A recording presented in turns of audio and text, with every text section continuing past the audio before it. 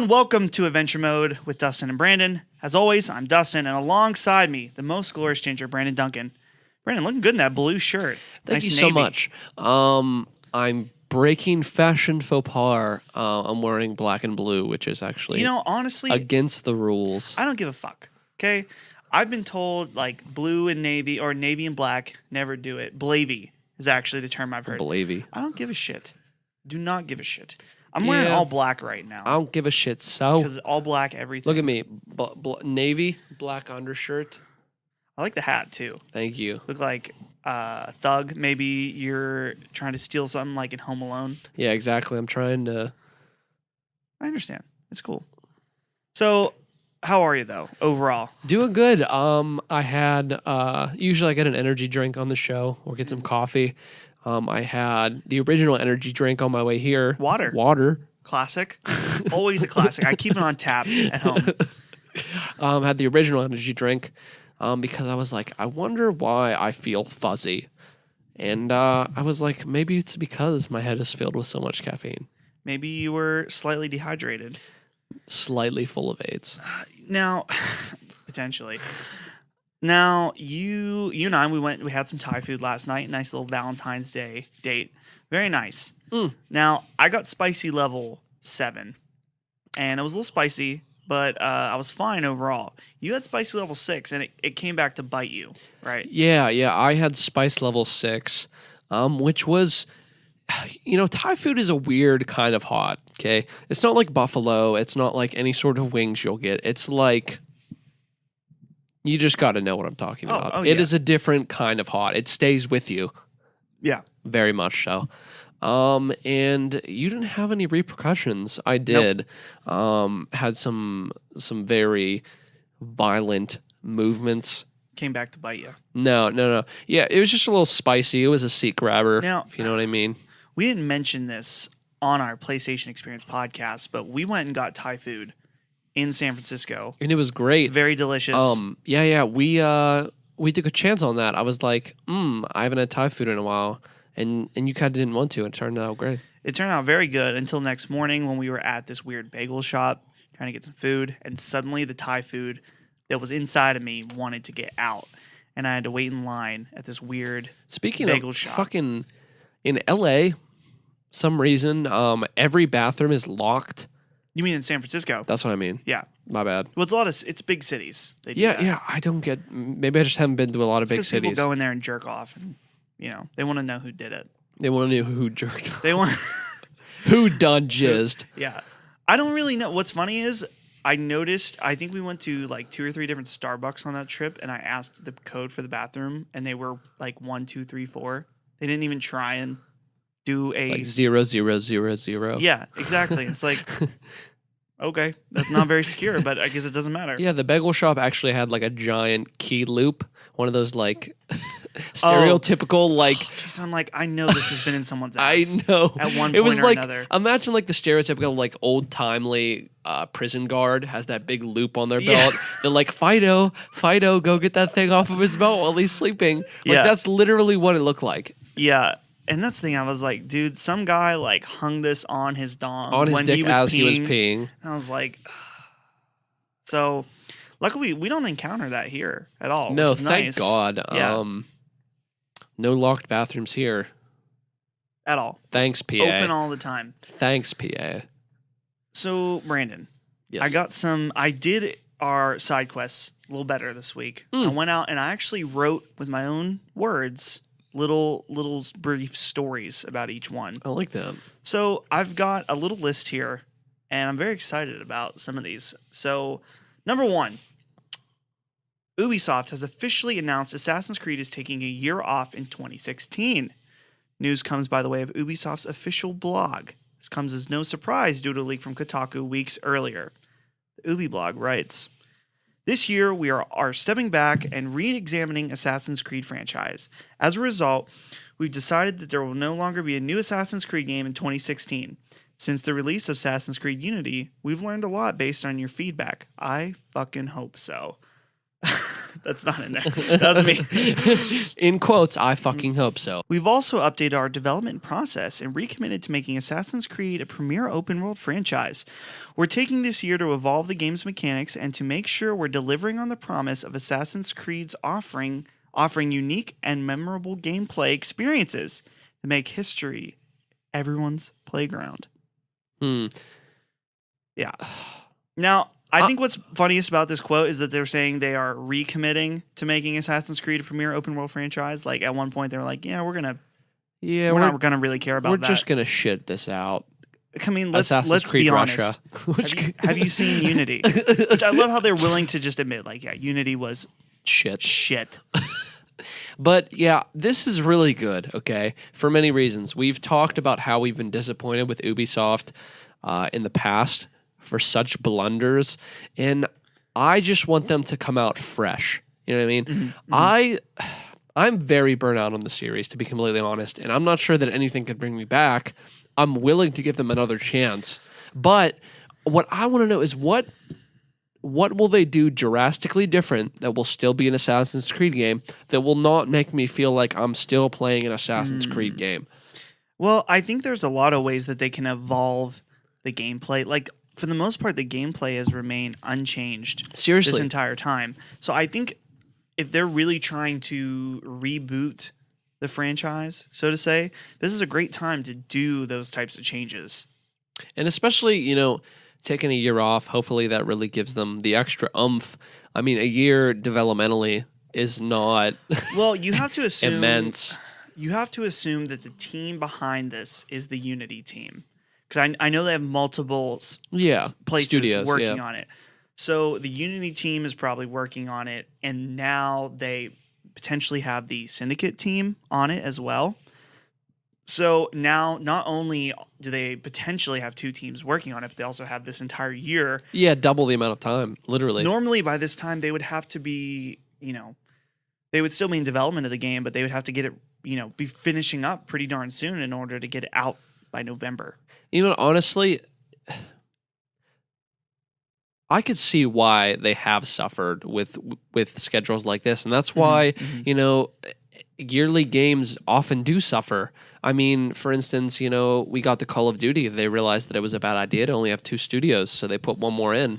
And for that, I feel did like it at the right time too. Yeah, seriously. And for that, I feel like we are getting better games. Mm-hmm. Seriously, and unlike Ubisoft, at which they realized they fucked up, and then they still put out almost 3 more games.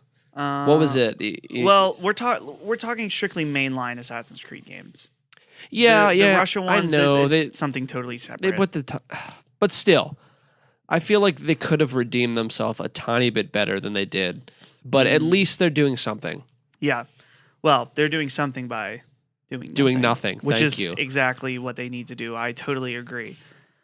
I'm curious what Ubisoft will then fill with Assassin's Creed instead.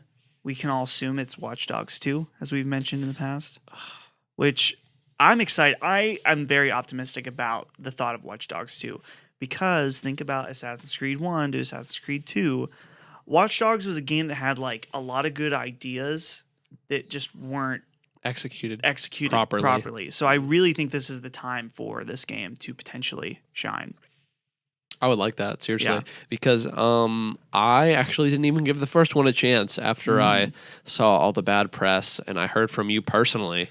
It wasn't a bad game. It just wasn't great. It was so overhyped by the time it came out that it was just like, this is not what we thought it was going to be. Yeah, it's crazy when the idea of it before it even comes out becomes so much cooler in your head than the game lives up to be. And that's can be kind of dangerous for games. And that's exactly what that game did. It was such a cool idea, and it just fell short of what you thought it could be. Kind of like Destiny at the beginning. Such a cool idea. Yeah. And then it just fell. I mean, I loved it. This was an exception through its flaws, but it fell flat. Did we talk about the Destiny 2 news last week? No, we didn't. Okay. I think that actually came out this week. I don't have it here on the side quest, so let's just interject real quick. So during a financial call, Activision was like, hey, and Bungie was like, hey, we are releasing a big expansion in 2016 to Destiny 1, and we will be releasing a follow-up to Destiny in 2017, which is very, very interesting to me. Yeah, it sounds like at this point they've lost almost everyone as far as I'm concerned. And bringing back a big update for one, maybe even 2 updates for the entire year, even if it's a huge update, how much can it be for an entire year? They're going to have nobody. And by the time it comes out, I mean, people are going to care, but not very much. Here's my problem is that Taken King, I felt like when I was purchasing, and I might have been totally wrong. I don't even know. I don't really think they marketed this way, but this is how I felt, is that when I bought the Taken King, I was buying, instead of buying 2 mini passes for the next year of Destiny, I was buying 1 large pass for the next year of Destiny is kind of what I had in my mind, right? And I spent $40 on that, and I played all the content, and overall now I feel like I don't even know if it was worth it, because the amount, I felt like I didn't really get $40 worth out of that expansion. Yeah. Personally. Just because I felt like it was like, yeah, this is the beginning of year 2 of Destiny right here, Taken King. That's what it was, is it was marketed as year 2. And when you imply that year 1, all this stuff came out in year 1, you would expect year 2, Taken King, so much cool stuff. We're bringing back all these exotics. There's all these new events. But they're very hollow. It's very hollow. And there's the illusion of substance. Like the Festival of Light, it's all these fancy things, and there's new dance moves, and you can do but it's the illusion of content, really, as far as I'm concerned. You know what I mean? Exactly. Because it's not anything substantial. And that's the thing, is that like it's interesting that like, so they did the Festival of the Lost, right? Yeah. Then they did Sparrow Racing, and now Crimson Days, and none of them have been anything like the core Destiny players like you and I really even care Seriously, about. And it's like, great. I've been seeing some stuff like now they have these handshake type things, which I don't know how they work, and it's like, great. I wanted that so bad, but it's too fucking late. Yeah, give me a raid it's to do all too to fucking use it late. I don't care. It was actually really sad. I keep seeing these really, really, really awesome ghost shell concepts that are fan made, and I'm like I saw the one that looked exactly like the Gorgona. Oh yeah. You know the like floaty things that have the tentacles. Yeah. Okay. In the Vault of Glass, and they kill you when you look at them. The ghost looked exactly like that, but it still looked like a ghost, and I was like, how fucking cool is that? And like how why does it seem so difficult? Like, we get dance moves, we get hotline bling or whatever, and handshake, but it's like, I mean, this is great, but like, it's like, why would I buy a dance move for a game that I don't have anything to do in? Yeah, exactly. I spent silver. Okay, I did, because what I thought, I was under the impression that I was going to get good content for the next year. Or how about this? Not even necessarily new content. You were at least expecting like, a way to go back to old raids, like some kind of update that made old content new. At the very minimum, relevant, because we know how much Bungie in Destiny specifically like to retool things that they've already done to make them fresh, which is fine if you do it correctly. And some of the stuff was done correctly, but it's like, there was one exotic quest that I had to do in the Vault of Glass, and I loved it, and I have no reason to go back. And it's like, there's so much potential here, and I know there was problems with, people stepped down, and there was, it's just disappointing. You gotta wonder what the player, like what the numbers are right now logging into Destiny. It has to be bad. It's probably awful. And you know what I think is funny is when I see all of these like Fire Team Chat podcasts and like all this stuff, like, congratulations, you played yourself. What the fuck are you talking about? Are you still talking about the Trials of Osiris? Because Yeah, You know what I mean? Like okay, Crimson Doubles, fine, whatever. But yeah, there really isn't. And here's the thing: is like, so let's say they do come out. Let's say this coming November, we get not even. It would have to be sooner than November. You'd have to think they'd have to maybe do it in spring, like that's a new content update. Here's the thing: there is no way in hell I'm spending another $40 on a fucking content update for this game. seriously. I've spent well over $100 on this game. Well over $100, more than you have, even because I bought all that silver and stuff. Yeah. But like, that's what I'm trying to say. Okay, so fathom this: what have we had in 2016 for Destiny? We've had wasn't Sparrow Racing 2015? Yeah. It was 2020. Okay, we haven't had a single. So the only thing we've had is Crimson Day. Okay, we've had Crimson Day. Yeah, Crimson Day. And I'm sure there'll be some more skin type tower looking things, like maybe obviously another Festival of the Light, I'm sure, in October. But aside from that, if they're saying there's going to be another big update, like one for the entire year is supposed to bring back a Destiny player. Yeah. Aside from like, I might go on. I haven't even had the motivation to go out and check out Crimson Day. I've just looked up stuff about it, and that has satisfied me. But I'm trying to think, like, for a game that's trying to bring people back, one thing in a year, you gotta wonder if this is like, is the problem? Is there a mismanagement of the resources of the team? Like, so. Obviously, you need to have a team working on content for your game already out, and you need to have the majority of your team, I would hope, on the second one sequel. So is it just that they're like, we got to devote all of our resources to Destiny 2 at this point, or? Yeah, but part of me agrees with that. I understand that, and I would only hope that that's what they were doing. But they're also I don't even know that it matters, honestly.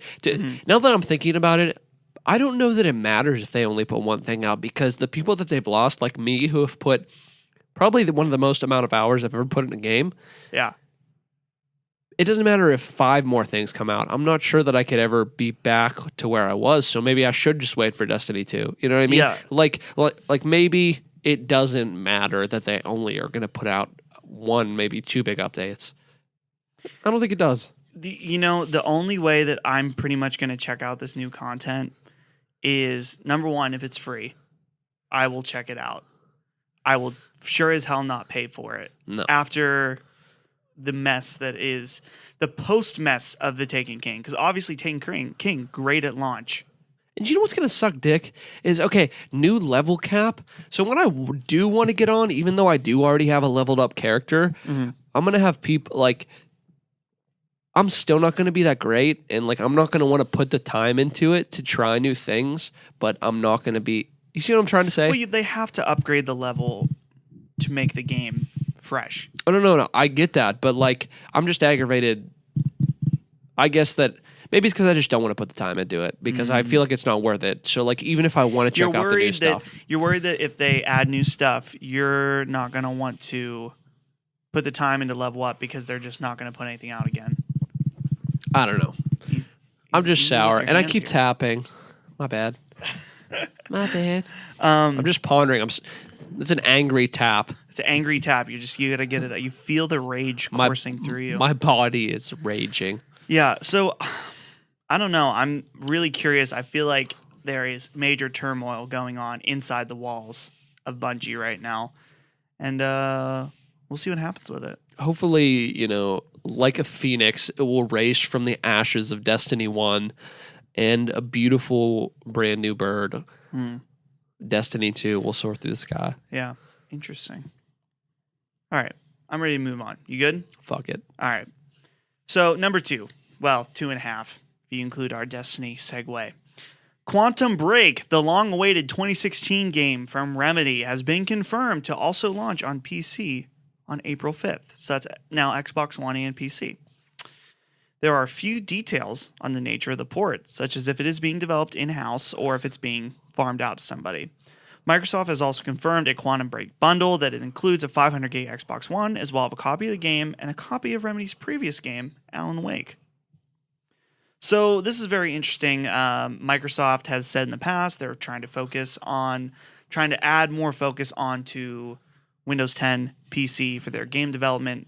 So Quantum Break, now originally an Xbox exclusive, coming to PC as well.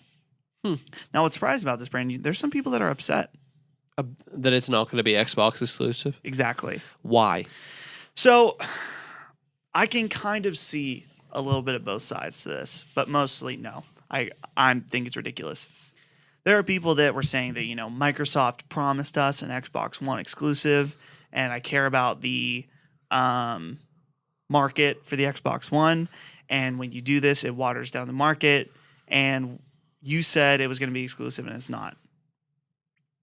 So the argument can be said that, if you're a brand, a system, a console is the value in a console is exclusives, especially now more than ever when you can get a PC so cheap. The reason you're going to want to get a PlayStation 4 is so you can play games like Bloodborne, Until Dawn, other exclusives, things like that. You buy an Xbox so you can play Halo, right? So when you start to take away exclusives and put them on PC, it gives you less reasons to want to buy an Xbox One, correct? So someone who made the investment in an Xbox One says, Microsoft is wavering on this, and that's making it less appealing. Not that it doesn't, they feel like their purchase may not have been justified because there aren't as many exclusive games. First of all, so that's what the one school of thought. But people have looked up, Microsoft never promised it to be an Xbox One exclusive forever. They never said like, hey, this is going to be an Xbox One. They said it's coming out on Xbox One, right? So, when you say it like that, I could see that. Someone who has invested in a PS4, like I would want to make as many people as I possibly can buy a PS4 because I want them to make another great system in the future. Mm-hmm. Okay, Mm-hmm. I get that. I do. I'm not too salty about it. I mean, it is what it is, but here's the thing. People need to quit. Like, you should never buy a console, first of all, for like the promise of a game because it's probably going to disappoint you overall. And just like things like this happen all the time. It's not like almost everything that comes out on console comes out on PC. Eventually, yeah. Unless seriously. So, almost. I don't know. Anyway, I'm excited it's coming to PC because I want games to be in as many places as possible so more people can enjoy them. Exactly. And you could also see it in its best form. I'm sure it will look, I'm sure the PC version will be way better. Much better. Yeah. And here's the other thing is that like people were acting surprised like Quantum Break, it was supposed to be an Xbox One exclusive. But like if you look at Remedy's last game, Alan Wake, Windows and Xbox exclusive. So it's just what they do. And Microsoft already said that they were going to be bringing some of their games from Xbox One over to PC. Like, shocker. Yeah. So deal with it. It's going to be a great game. Really excited about the game, actually. Yeah. Looks awesome. Super, super cool looking. I'm not excited just because it's on Xbox One, but you have an Xbox One. I know. Play it. I could, theoretically. But you would probably not finish it. You can borrow it from me. Fantastic. Check it out. Okay, next one. Ubisoft has announced the Division will have another beta starting on February 18th for Xbox One and February 19th for PS4 and PC. The Division will open up the outbreak-ridden New York City for another go. The beta will feature a new story mission that was not included in the closed beta, as well as access to an in-game reward that will be unlocked when the game launches on March 8th. So this weekend, coming up. This shit pretty good. We'll be able to check out The Division again. Fantastic. We did a little bit of The Division on the Broadcast stream a couple weeks ago. I enjoyed it. I am really excited to play it again, mainly because it's open, so you won't have to pre-order it, so we can both check it out, play it together, which I think is really going to be the bread and butter of this game. Yeah. I'm super now. Okay, so it's coming out first on Xbox One. Is this going to be one of those things where like everything? You know how Destiny was like, Yeah. all this exclusive shit on PS4. Yep. Is it going to be like that, but with Xbox? Well, they've already lined up all their marketing with Xbox One, and I think there might be some exclusive stuff. I don't know if it's the level of Destiny type stuff. Destiny was crazy. Yeah. Like, I don't know if it's quite like that. I don't think so. But they are lined up with Microsoft on this game for sure. I really hope not, because I don't want to have to buy it on Xbox One. Oh, no. Dude, you don't get it on Xbox One. It's not worth it. Not at all. Get it where your friends are, which is Get obviously it where your friends are. the PlayStation 4. That is the damn truth. So I barely even played that last beta, but I know that this one I'm really going to jump in, especially with you playing. It'll be more exciting to jump in with the extra story mission. Yeah. I'm not going to go too hard because your character doesn't transfer. Yeah. So you're going to have to do it all again. I want to wear it out because I really want to get a feel for it and feel if I actually want to buy this damn thing. Like I want to get a better idea because I got a lot of stuff in my head and I don't know that until I extensively play it, it's going to decide whether I want it or not. We need to check out the Dark Zone for We sure. do. That's something I really want to do. Interesting.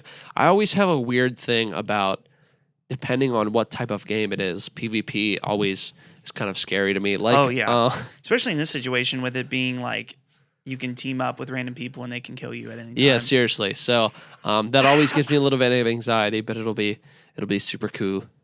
Yeah. What's interesting, I was saying about wearing it out. I wore the crap out of the Destiny beta because I would like grind Sepix Prime over and over again to try and get a cool weapon. And eventually I did. Man, by the time Destiny came out, I was like, I never want to fight this guy again. And then I did a million fucking times. So I'm curious what that looks like for the Division, whether you're going to be replaying the same content like Destiny over and over or what. So we will take a pretty deep dive and maybe we'll do a video about it or something. We'll definitely check in about the Division beta. Number 4. Rumor has it that Knack 2 has been in development since May 2015. A NeoGAF user named Quality Disc discovered a resume from a 3D animator for XPEC, which is one of the developers of Knack, with credentials for Knack 2. Since the post and since it has gone public and people have been writing about it and stuff like that, the resume has been deleted. So there's a big possibility we could be seeing Knack 2 in the future. The game that nobody asked for. But something you have to consider, the game that sold very well. What did it only sell well because it was a launch title? So what else are you going to fucking buy? Like, so many people bought Knack because they're like, hey, this looks really cool. There's lots of, particles floating around. It's on PS4. It's on PS4. It looks great. Hopefully it's like a Crash Bandicoot type game, and it was real bad. Which I actually have never played it. I played it in GameStop. What's funny is Knack is the first PlayStation 4 game I've ever played, now that I think about it. I think I was wrong. I think it was my first too because I played it in our GameStop. I played it. I think this was about not quite a month. Maybe it was around a month before the PlayStation 4 came out. I was in DC when my parents were living there, and they had a special Sony store that had the PlayStation 4 that you could play early. And I got to play Knack there. And I remember thinking it was not that great, but I was very excited to play PlayStation 4 for the first time. So I'm not surprised. Here's the thing is sequels like this sequels of mediocre games excite me because I feel like it's a chance to make the game right. Yeah, we'll see. I mean, we keep bitching about we want Knack free. I just saw it on the store for what, like $8? $8. Yeah. And you're like, nope, free. Free or nothing. Yeah. I will play the shit out of that game for free. For $8, fuck no, sir. Oh, well, there's so many other good games you can I will get dump for $8 of Pepsi on the ground before I I like Pepsi specifically. I will dump $8 worth of something on the ground. Yeah. So yeah, I'm very interested in Knack 2 potentially. Maybe we'll see it at E3 this year. Number 5. What you've all been waiting for at E3. The final Knack 2. The final side quest of the evening. Survival mode has been confirmed for Fallout 4. I just saw that. Bethesda Game Studios Twitter writes, quote, "We're also doing a complete overhaul of Fallout 4's survival mode. Food, sleep, diseases, danger, and more. Stay tuned." Survival mode appears to be similar to hardcore mode, first introduced in the spin-off title for Fallout New Vegas. So I wanted to go over, because this survival mode sounds a lot like this hardcore mode. Hardcore mode, like I said earlier, first introduced in Fallout New Vegas, and it was brought a whole new twist to the Fallout universe, Fallout games. So some of the things that are different, number one, stem packs don't heal you instantly. They heal you over time. So that's a big difference right off the bat. Radaway heals radiation poisoning over time also, not instantly. Doctor's bags heal limbs partially instead of fully. And if you want to fully heal a limb, you have to either go to a doctor, sleep in certain beds. So I'm guessing that's like a bed at home or a rented bed or something like that. Auto dock or Hydra. So it's very specific about how you heal your body in the game. Your ammunition has weight, unlike a normal game. Wow, that would weightless. Fucking suck. Holy shit. Your companions can die. However, they still heal without stem packs after battle. So they'll still, in Fallout New Vegas, they could die, which if you were on normal mode, they were invincible. Which I'm very curious, since your companions in Fallout 4 Can have much more story stuff. Yeah, that, and they could be romantic and stuff. I'm wondering if they won't be able to die in the I hope not. survival mode. That sounds awful. I do not want Nick Valentine to die. Here is the most interesting part to me about hardcore mode is that you must drink, eat, and have proper sleep cycles, or you will suffer increasingly negative effects all the way up to instantly dying. So basically you can go out during the day, and if you see that sun's going down, you're going to want to try and find a place to sleep. Because if you fuck up your sleep schedule, it's going to mess up your character. You're going to get jet lag. You got to make sure you eat. You got to make sure you drink clean water. I think it sounds freaking awesome. In fact, I always wanted to play Fallout New Vegas like this, but I never got around to it. So this will bring me back to Fallout 4. I was going to say, that's super funny because you're like, this sounds awful. I'm thinking that sounds completely awful. Dude, I love the thought of the that challenge. That sounds fucking awful. Dude, it's like the next level of the role play of being the survivor. And here's the other thing. If I do this mode, I really hope that they disable fast travel. You have to walk everywhere. Oh my God. Super realistic. The sun's going down. You're just getting like weary and you just... Yeah. I need food and water now. Dude, I think it sounds awesome. I am super pumped. They also have announced that the DLC announcements are coming very soon. Yeah, it's really strange that we haven't heard something, at least a vague outline sooner. I wonder what that's about. I'm willing to bet that we're going to hear announcement of the first one soon. And maybe we'll get one or two DLCs before E3. And then I think they'll showcase the last ones at E3. Which might be big ones. Well, yeah, I'm curious because they kind of do DLC differently for Fallout because if we look at Bethesda Game Studios' most recent games, starting with Oblivion had a couple small ones and then one really big one called Shivering Isles. Then we had Fallout 3, which was all mostly small ones. I think there was like 5 or 6 small ones. Then Fallout New Vegas, all mostly small, bite-sized ones, but a lot of them. Then in Oblivion, there were 2 big ones. Skyrim, yeah. Dawnguard and what's the vampire one? Maybe Dawnguard is a vampire one. Do you remember? I do not. I actually never played the DLCs. I played the vanilla only. I am an OG Skyrim player. So let me see here. Dawnguard in Hearthstone? No. Oh, that was the That was the one where you could build the house. Build houses. So there was another small one. Okay, Dawnguard, Hearthfire, and Dragonborn. Okay, that's what it was. Hearthfire is probably Hearthfire, and then Dragonborn. I played a little bit of Dawnguard. I did not play Dragonborn. I don't think at all. So I'm curious. Honestly, I would rather have 2 really meaty ones than a bunch of really small ones. Yeah, because that's how Bungie's dicking us. Yeah, exactly. Yeah, give me Bungie meat. Give me the meat, Bungie. The man meat now. The Guardian meat. The Guardian meat now.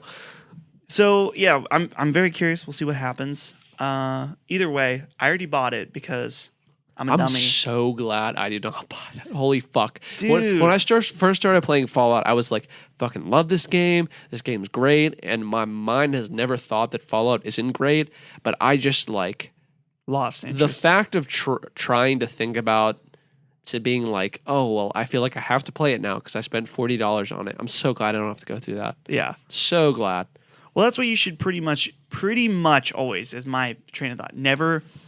You can always buy the season pass after they announce what it is, or even after it comes out. Good example, the Battlefront one. So glad I didn't buy it. Or fucking Batman. Batman. Yeah, that is just atrocious. And I never even thought about buying it. I don't even want to buy any of that DLC individually. Seriously. That's how bad it's not that great. I mean, most of it's skins and shit. But like the only thing I think I have ever bought a season pass for, I don't think I've ever bought a season pass for Call of Duty. Mm-hmm. I was buying the DLCs before there was such thing as a season pass. I didn't even buy it this time. I'm buying them individually for Black Ops 3. Because by the time you get to the third one, you might not care anymore. Yeah. Save money. You know what? I went balls deep on Destiny. Oh, I went balls deep on Destiny. I went balls deep on Fallout. Yeah, I took the leap of faith, and I just spent like $90 for the midnight release at Destiny, and it was okay. There's very few games that I will go balls deep right off the bat. I did it for Destiny. I won't do it for Destiny 2. Yeah. I did it for Fallout, but that's because I want as much as that game as I can get. So Brandon, let's move on to our next segment of the show. A new segment introduced last week. Name that review score. God damn it. So Brandon, this is very interesting. How are we? This might as well be. How can we make fun of Brandon? You'll be surprised. I think you might be surprised. I think that's secretly you just make segments. Okay, let me talk here. So we had 2 games. The point of this segment, if you're tuning in this week and you were here last week, is that we go over we guess what the next week's release scores are, and we make a guess. Whoever has the closer number wins the point. Okay. So last week's 2 games were Dying Light, The Following, which you and I are playing. We're going to get into that in a little bit. And Street Fighter V. Dying Light, that one, it actually came out last week. I fucked up a little bit because it was supposed to be way in the future, and I didn't quite get the times right, but that's fine because the review scores weren't out at that time. They were out the next day, though. And Street Fighter V review scores are out today. So, Brandon, let's go over the scores from last week. For Dying Light, Brandon guessed a 78.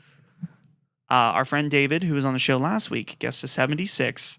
And I guessed an 83.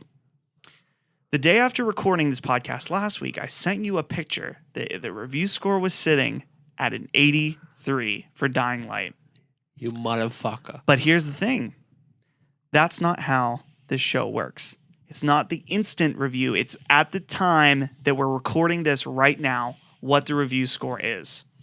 So when we go to opencritic.com, which is what we're using for our official scores since it's better than Metacritic, Dying Light The Following is now sitting at a 79, which Brandon, guessing a 78, is the winner of Name That Review Score. You that motherfucker that called me out.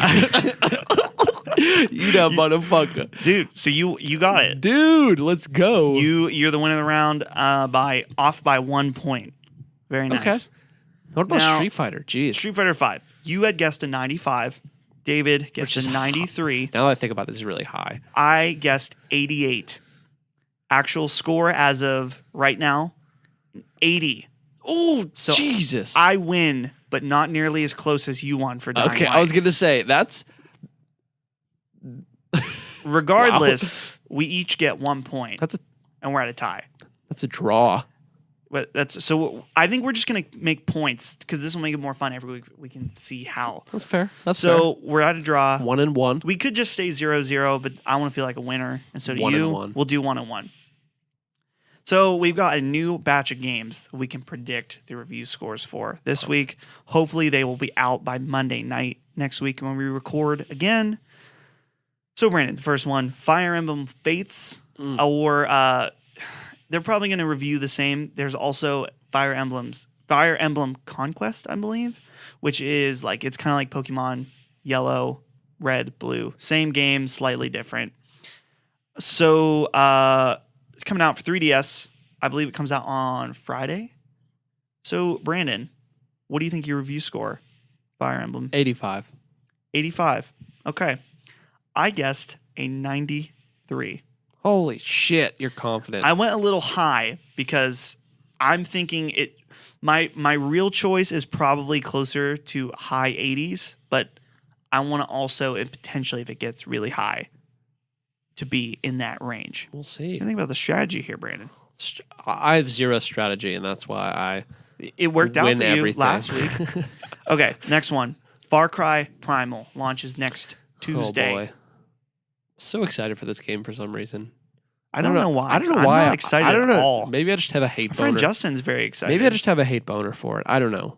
What the fuck is a hate boner? I don't know. I've never heard that phrase. I just hate that I like it so much. Maybe I just think it's a really cool idea, and I want it to be like. Maybe I want it to be like exactly like Ark. I could play it on my PS4, Ark Survival or whatever that bullshit is. Yeah, I just want to kill fucking dinosaurs, man. There's no dinosaurs, I don't think, in Far Cry Primal. What the? I think there's like woolly mammoths and stuff. It's saber-toothed tigers. This is post Jurassic Age. This is Ice Age bullshit. Not quite, but we'll go with it. So, what do you think the score is on this? Okay, 76. Jeez, this is gonna be. We're going to have to, okay, I'm going to keep my score, but we need to figure out a system on who says what first, because that definitely plays into the strategy. You know what? Actually, okay, here's what we'll do. I already wrote out my scores before I asked you. No, I didn't say 76. Okay. I said 75, which is bad for me. But I like this as part of the game. As that we don't get to hear each other's scores, our guesses. That's perfect because the only thing then though, I base my shit off yours. I got an idea. So if we guess the same score, flip a coin. Whoever is the loser has to go 1 point ahead or 1 point below that person. That's fair. Okay, so you guessed a 76. I guessed a 75. It's gonna be interesting. You are probably gonna win because I was thinking 76 or 75 was a little low. We'll see. We shall see. That's fantastic. It's so perfect. We got one more, Brandon. One more. I'm excited. Next week, Plants vs. Zombies Garden Warfare 2. Hopefully we're going to be doing some coverage of. Yeah, we're super excited for that. I will not tell you my score. What do you think yours is? I will keep mine. I have it written on the page. I don't remember how the first one did. Damn it. Didn't we say it was like 80 or something? I don't know. 80s? I looked it up. It seemed to be liked by people, but I didn't like it very much. The main problem with the game was it was online only, I think, and the co-op was extremely limited. Lacking, yeah. I heard it did have lots of free content updates and stuff like that, which people loved. So, Gotta pick something. Dude. Burning time. Burning tape here. Let's go with a 79. 79. That's your answer. I guessed 85. And the reason I guessed 85 is that this game is not market price $40. It's market price $60, which says they're very confident in their product. So I'm hoping that means it's a good game, which it could be complete shit. and you could be. I have a really bad feeling it's going to be like somehow even shittier than the first one. That's very possible. It's extremely Is possible. it EA? Yeah, it's EA. EA and PopCap. So we shall see. We'll check in next week to see It's who is exciting. correct. It's like gambling. Yeah, it is. It is fun. Sorry, I just like inhaled my spit a little bit. That's hot. I'm dying. Okay, Brandon. Let's talk a little bit about Dying Light. I'm ready. What do you think about Dying Light? I have been thinking about it all day, every day since I've played it. Okay. For those who have watched the stream, which you probably didn't watch it, but talk some beef on it at first. We did. I did not like this game for the first hour. Talk some smack. Probably because I didn't know what I was doing and I didn't give it the time. But I really, really like it. I always like when I'm not playing it. I like constantly think about playing it because I'm at the fun point in the game where I'm just learning a bunch of new shit. But I like it. What do you think? So my first impressions of the game are it's fun. I really like the parkour aspect. So Dying Light, for any listeners out there that haven't heard of this game, it's been out for almost a year now. They just released the following expansion. There's a enhanced edition because that's what the Polish people do, them and The Witcher. They always release these enhanced editions. So that includes all the DLC, which is the following, which is supposed to be a bigger map than the original game. We haven't played the following at all because we don't have strong enough characters to do that yet. But open world zombie game that revolves mainly around melee combat and parkour, moving around. So back to what I think is that the parkour movement, very good. I actually was surprised that it feels very fluid. It's really fun to jump around the city, get from place to place. The crafting system seems pretty deep, which is neat. You need to get different objects and different stuff to make different weapons, different tools to use in order to help you in your quest.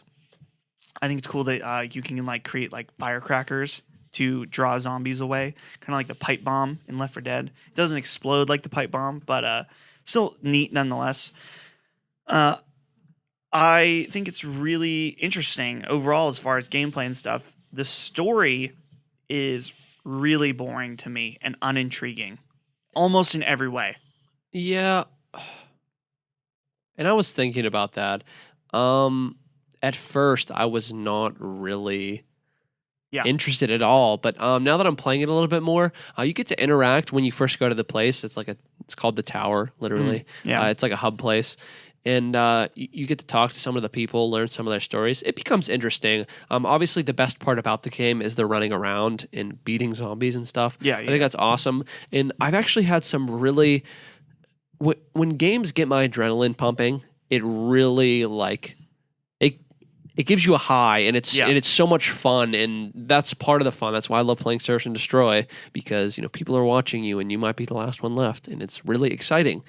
And like when you're crawling up something, because it's first person, like you can't tell if something's trying to grab at your back. So when you're running, there's the button you can press to look behind you. I didn't know that. It's so Is it fucking terrifying? Scary, especially if you know there's a zombie running after you and you can see them running Seriously. after you. It's and awesome. Listen, you haven't even got to the I haven't got to the best of it either, but trying to go out at night is just like I feel like a little girl. Like the zombies are like super active at night. And that's what I'm trying to say is there's these special kinds that are like extra creepy. And in addition to that, there's like certain modes that you can go in, like what's it called? Multiplayer modes. You go in specifically at night, and you get special loots that are like randomized, but you're playing against another person. So another person's the zombie, this like special kind of zombie that you have to use a certain UAV light, and you have to keep tracking it, and it's really scary. And the way it sets up is if you accept this game mode, you get more lives than the zombie does. Sounds kind of like Left 4 Dead when you can be the zombie. Yeah. You have special abilities. It's actually really crazy because this thing's like jumping on the roof, and you got to use your UV light, and like you got to keep scanning for it, or you can't see it, and then it wraps you up. It's very similar to to the zombie mode in Left 4 Dead, but it's only you and one other person, and they get like 3 lives, and you get like 10 because you're a person. But it's terrifying and it's awesome. Seriously, so scary, adrenaline pumping, and right now I'm having a ton of fun with it. Seriously. One thing I really think is one of the strengths of the game is the co-op. Is really cool. Yeah. I was having so much fun. The most fun I've had the game is when I was playing with you. Seriously, that's the best part for me about horror games is, okay, so there's a kind of experience you get when playing a horror game by yourself, okay? Yeah. Much more isolated, much more scary. But how much fun is it to be scared with your friend and like, you're like, oh shit, I'm being fucking attacked by a zombie. And I look over at this roof and Dustin's beating the shit out of something with a crowbar or something. Yeah. And I just walk over and start beating the shit out of it. Like, it's just so much fun. Yeah. Seriously, so much fun. And I don't know if you up to 4 players too. Seriously, and I would love to play 4 players. That would be so fucking awesome. We need to find more people that have the game. Everyone. Imagine the whole squad just like running through. Yeah. I think Nate Redman has this game. We might have to talk to him. We got to get the whole squad lit. We got to get the whole squad lit.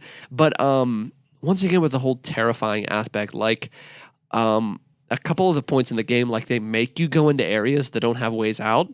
Oh, yeah. And you'll have to like draw out zombies with firecrackers. And there's been a couple of moments where I've turned around and there's been like 5 zombies blocking my doorway. And I'm like, oh, fuck. Yeah. It's just it's cool.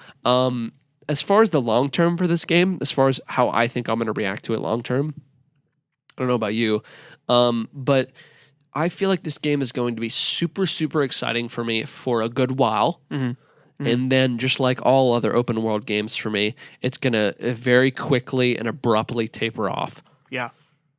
Now, mind you, there is one variable that most other open world games I've played recently, this one has, the other ones did not. Multiplayer. Yeah. Well, and I'm curious what high-level characters, what that looks like. What also endgame content overall looks like. Yeah, I was really, really interested in what it was like. I've leveled up quite a bit, not like an exceptional amount, but it's super fun. I don't know if you've tried the ability. It's actually really funny. You could jump off of zombies. Yeah, the vault. It's so it's so cool. Funny. It's just funny. And now I'm like sliding around and shit, and I got a couple other really neat things, and I'm excited to see how it progresses because I'm already finding some of the low level stuff to be really interesting. And like there's crafting systems and stuff, and I like how there's a daily special almost. Oh, so like on a time clock with the vendors, there's like stuff where they'll give you more money for the certain herb every day, or there'll be a special blueprint for sale every day. I think that keeps it fresh. It encourages you to try and log in every day. Exactly. And see what's new. Exactly. Sort of like a Destiny type thing. So, yeah, I'm curious once we get further in the game to check out the following as well with the vehicles and stuff like that. It's much more. It's not in the city. It takes place outside the city, so you could drive the vehicle around, stuff like that. Interesting. So I'm very curious about the following. Overall, I'm so surprised how much I like it. Yeah, you know what? I am too, especially my first impression was very bad of it. Yeah. There are a few very annoying things about it, like some of the way things are set up. Like the tower is hella annoying. If you want to talk to anybody, you have to go up an elevator loading screen. So annoying. So fucking annoying. And then once you get to the top of the elevator, you have to use these steps to get to different people. And then if you want to go back down every single time, you know what I mean? It just gets very redundant. But luckily, towards the beginning of the game, you're in the tower talking to people a lot. But hopefully you obviously migrate away from that. So yeah. Anyway, really cool game. We're really excited to be checking it out. If you have it and you want to play with us, let us know because I would love to play 4-player co-op. 4-player. If it actually works, we were having some connection issues. Yeah. So Brandon, we are 54 minutes into the show. Do we want to pick up something else or do we want to call it a night? I know you got to wake up early. I got to be early very early. Let's go ahead and close it out because I have some plugs and stuff. We can save some of this stuff for next week. So last week we launched DevTales episode 1. Very exciting. Getting a lot of really good feedback. So thank you. Seriously, we had Benjamin Rivers. He's a super awesome guy. Really sweet guy. Yeah, we had a super fun time doing it, and we hope you enjoy it. We are in the process trying to line up some new interviews. Very difficult to get some of these. So I'm going to keep trying, though. So we'll see. Keep on keeping on. Tweet at us. Let us know who you would like to get on the show. And make sure you let that person know that you want them to be on the show because that helps us. It helps us as well. It's out there on iTunes. You can just search DevTales. You can get it there. It's also available. The audio is on iTunes. Not iTunes. YouTube. If you want to go there, listen to it there. Some people prefer that. So it is also available there. Also, let's see. We're doing another episode of Pizza Mode very soon. If you want to watch episode 1, it's been re-uploaded to our channel. And that's a great time with that hot dog pizza. Fantastic. Never forget. The next pizza is going to be somehow more ridiculous and more awesome somehow. Well, little tip. My wife is going to be making the next Pizza Mode review. No spoilers. No spoilers, though. So, very excited. I'm thinking we're going to film that later this week. This Saturday coming up, the Broadcast stream rolls on once again. 11:30 a.m. twitch.tv/handsome_phantom. It's going to be really fun. I'm having so much fun with these streams. I love streaming. And just if you want to watch us stream something specific, just let us know. Seriously. Yeah.